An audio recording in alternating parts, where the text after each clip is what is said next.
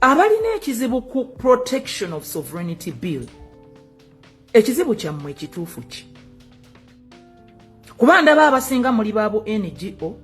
abasinga muli baabutongole era obutera okusaba abazungu ssente. Omuntu yekka eyaleese ebintu ng'obiraba bya muzinzi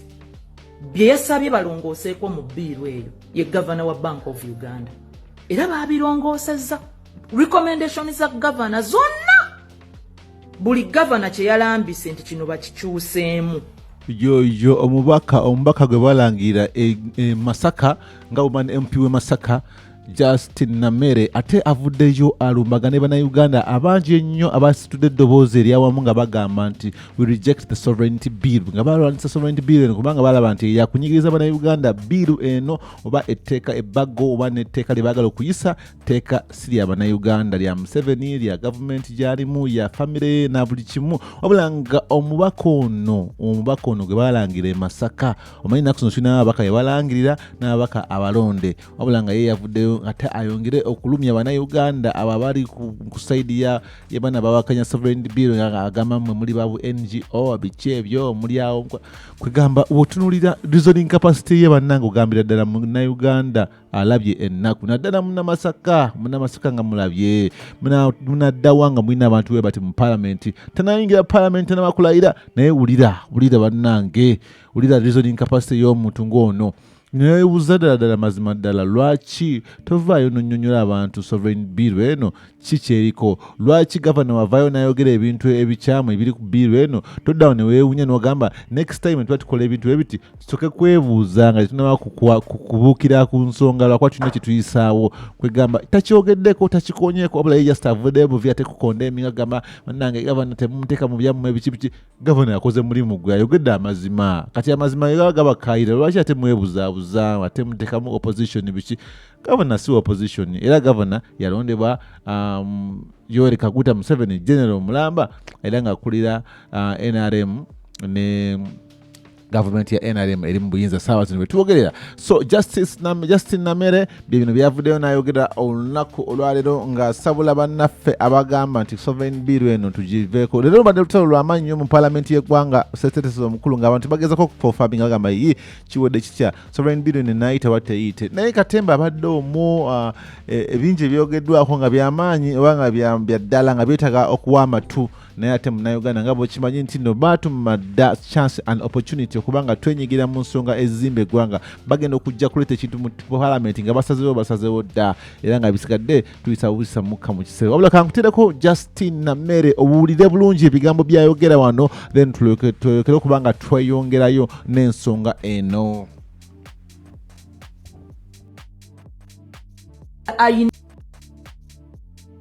Anyiza naye byasabye birunguukemu naye tannagambako nti bill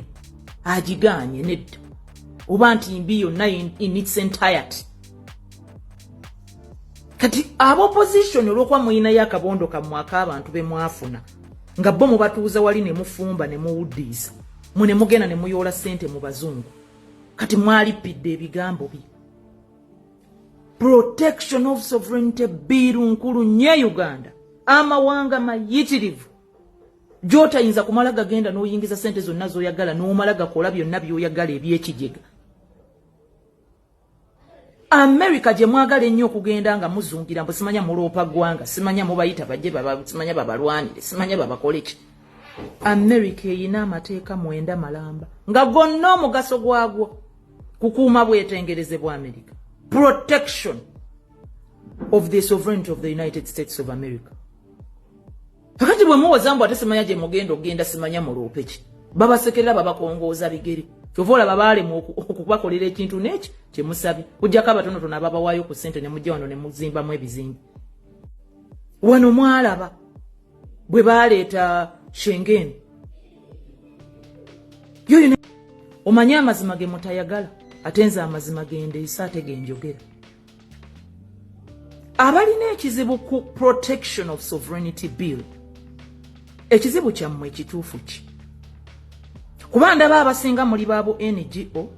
abasinga muli baabutongole era obutera okusaba abazungu ssente. Omuntu yekka eyaleese ebintu ng'obiraba bya muzinzi bye yasabye balongooseeko mu bbiiru eyo ye gavana wa Bank of Uganda era baabirongoosezza recommendation za gavana zonna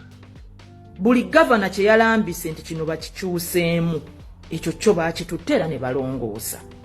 ate gavana wa Bank of Uganda ab'opposition mulekeraawo mukozesa ng'akanyeebwa olaba ne gavana wa Bank of Uganda bbiiru yagiganye byo muwuddise bategeeranga mmwe gavana wa Bank of Uganda tannagaana ku bbiiru eyo wabula ayina ebintu ebimu ne president bye yakkaanyizza naye bye yasabye birongookeemu naye tannagambako nti bbiiru agiganye nedda oba nti mbi yonna in its entirety kati ab'opposition olw'okuba muyinayo akabondo kammwe ak'abantu be mwafuna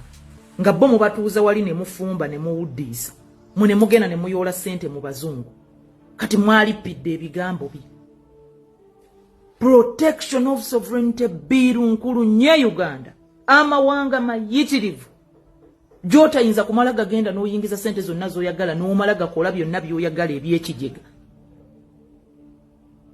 America gye mwagala ennyo okugenda nga muzungira mbu simanya muloopa ggwanga simanya mubayita bajje simanya babalwanire simanya babakole ki America eyina amateeka 9 malamba nga gonna omugaso gwagwo kukuuma bwetengereze bwa America protection of the sovereignty of the United States of America kakati bwe muwoza mbu ate simanya gye mugenda ogenda simanya muloope ki babasekerera babakongooza bigere kyova babalemu okubakolera ekintu n'eki kye musabye kujjako abatonotono ababawaayo ku ssente ne mujja wano ne muzimbamu ebizimbe wano mwalaba bwe baleeta Schengen yoyo omanye amazima ge mutayagala ate nze amazima gendeesa ate genjogera abalina ekizibu ku protection of byebyo omukyala byayogedde ono omubaka we Masaka gwe yalangirira nti yagenda bakiikira mu parliament nga omwana MP naye wulira reasoning y'omuntu ng'ono ogambe naye mazima ddala ono ddala akolera bannayuganda akolera abantu oba nze njagala mubulire lwaki sovereignty bill eraga nti no yesinze affecting abannayuganda mu myaka ana getuli emabega getuzze emabega sovereignty bill yetuzizze emabega ng'eggwanga Uganda kyekibuzo kyenteekawo nange neneebuuza noŋŋamba nti lwaki efuuse y'amaanyi nnyo temusobola kulinda parliament eddako ate neeriisa etteeka lino mwagala parliament eno kugamba nti tuli less than a week naye ate bannange bateekamu nnyo amaanyi nnyo spiri gye bagireeta mailo kyokka nga waliwo ensonga ennyingi nnyo ez'ebyobulamu ez'ebyokusoma ensonga nnyingi nnyo eziri pending mu ggwanga nga parliament zeyandibadde ng'efokasingako naye ate bo ne basalawo bafokasinga ku kintu nga kino ekya sovereignty bill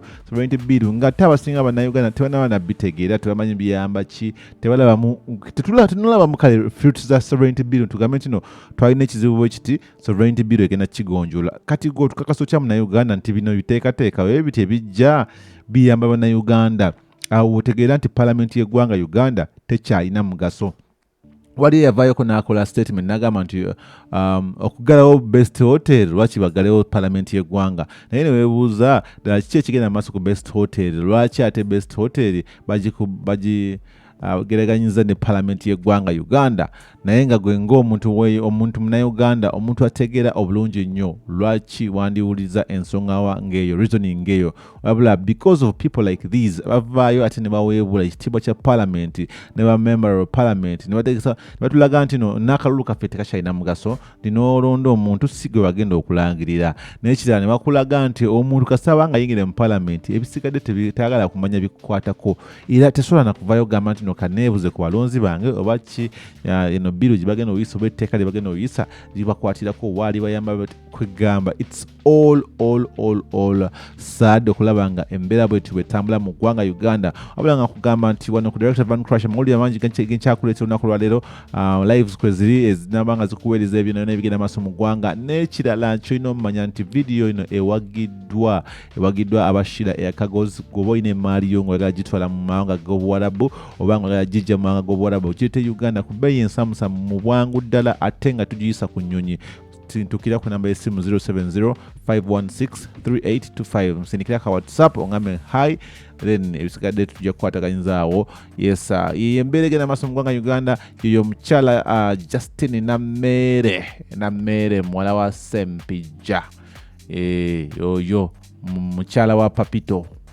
bamutegera mumutegera byo byayogedde nze mulya kikyolooza no mu comment section ate tube nga tweyongerayoko ne video eno wabula nga sijja kusukawo awo olunaku lwaleero mbagala nnyo mweraba.